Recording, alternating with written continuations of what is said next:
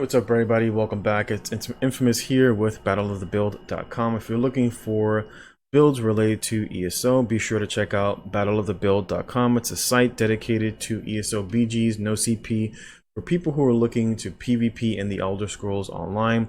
There's builds for every single class with detailed guides, gameplay videos, as well as tutorials for all of the classes, how to create a build, etc.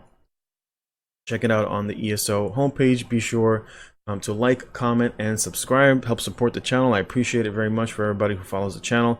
Be sure to hit the like button so that the video gets recommended for those who are looking for this particular build, which is showcasing the MagDK.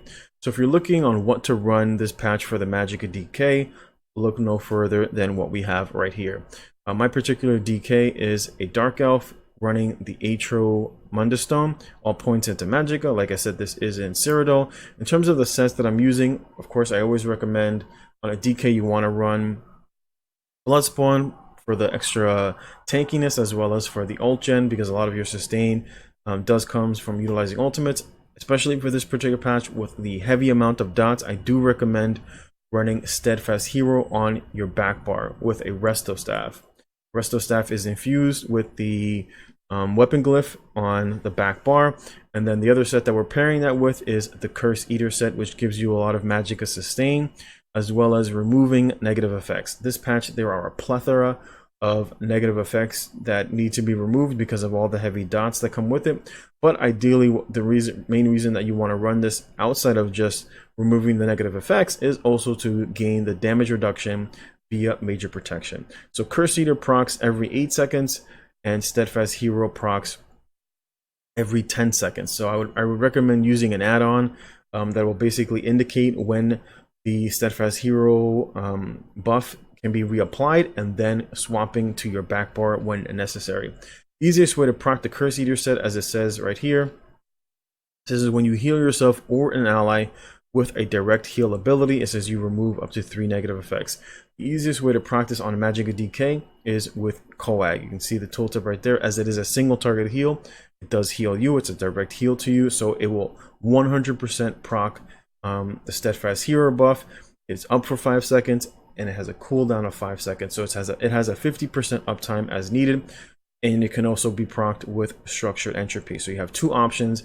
If you just wanted to passively keep proccing it via Structured Entropy, but if you needed it in a pinch and it was available, then you could proc it with Coag as well when you need a big heal, and then it'll give you the damage reduction which you're going to need this patch because there's just so many dots. It's a really good setup for both keeping dots off of you as well as making you slightly tankier. You can see the resistances here, and that's with a Bloodspawn proc. In terms of the abilities that I'm using, as you can see, I'm using Molten Whip. Molten Whip is a fairly decent ability that you could utilize. The primary way that you're going to proc it is with Flames of Oblivion. If you didn't want to multicast Flames of Oblivion as well as setting up a leap, you can, for example, you can hit Flames of Oblivion twice and then leap, and then your Molten Whip will be increased. Or you can drop Molten Whip if it felt too clunky of a gameplay, and then just go right ahead and use Flame Lash. Right, Flame Lash will still deal good damage, as you can see the tooltip. It's got an AK tooltip, whichever works for you. This way of proccing it might seem a little clunky a way of using it, and you can just basically either switch Flames of Oblivion and move this to your back bar, or just run the Molten Whip and you'll have extra healing, as you can see right there. It's got a 14k heal over 2 times. It's up to you what you prefer. In terms of utilizing things like Embers and Engulfing, I found that you're actually better using the generic abilities that you'll find because the tooltips are just so much higher. Consuming Trap 1 has a 28-meter range. It gives you sustain to all of your stats, whereas if you're using something like Embers, it's got to be applied in melee range. You've got a double swipe to gain the heal. If someone's running, like Cloak or anything that removes negative effects, like for example if you're fighting like a Necromancer, etc., anything with any form of a cleanse, you're going to lose both the damage as well as the heal, and it forces you to be in melee range, whereas this will give you more sustain than Ember's Wood, and it can be applied from range, and it can be applied to multiple opponents very easily. Same thing with, for example, running Engulfing. You can see the tooltip right there versus running something like Flame Reach. It kind of seems like a no-brainer, even though you gain the extra 10% to your abilities. The extra 10% I feel is kind of undershadowed by the fact that it does require you to be in melee range as well. It can be reduced by major, what's it called? I forget the name of, excuse me. Right, the major evasion, right? Gives you major evasion, which reduces the amount of AoE damage that you're going to do, especially because Engulfing is an AoE ability. And of course, like I said before, it requires you to apply it in melee range, whereas this can be applied from 28 meters away, and as well as having a higher chance to proc the burning status effect, as well as giving you more sustain. If the person dies while having this ability on him, it will still return 3600 magicka. So you have magicka sustain here, as well as magicka sustain here, as well as using a staff, so you can heavy attack with both either a fire staff or the resto staff. It works either way. I went with shattering because it has a heal attached to it. That seemed to work, because you're going to need I think a little bit more healing this patch, so having more sources of heal would be more beneficial than just having the root. And most people roll dodge anyway, making the root pointless. The other ability that, of course, you can go with leap. Structured entropy, no reason not to use structured entropy. You can see the stupid tooltip on there. It's got a 23,000 tooltip, and of course it does healing over time as well.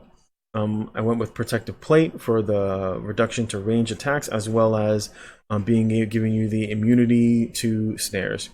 Of course, Coag is the main way that we're going to be able to proc for Curse Eater, and of course gaining the major protection.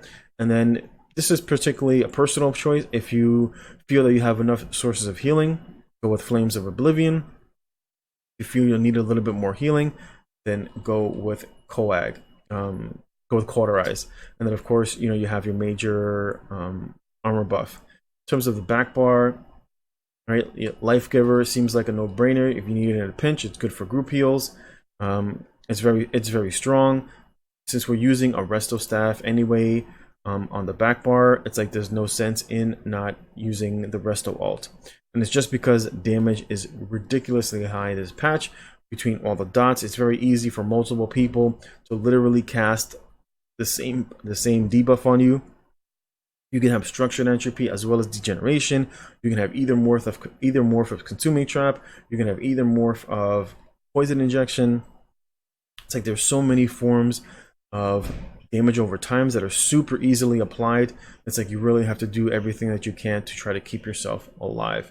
Like I said before, running the Tri-Stat Food, you're going to have enough sustain, 1400 magicka recovery on a magicka DK, especially because you're using a resto as well as the Destro staff. You can easily heavy attack for resources. You'll have most of your stamina sustain, which will come from using ultimates as well as utilizing consuming traps. So you have multiple sources of stamina sustain. So it seems like easier way to go for those who are looking for an update to what I would be running on the magicka DK. This is my recommendation. Hope you like the build. Feel free to like, comment, and subscribe. Thanks for watching.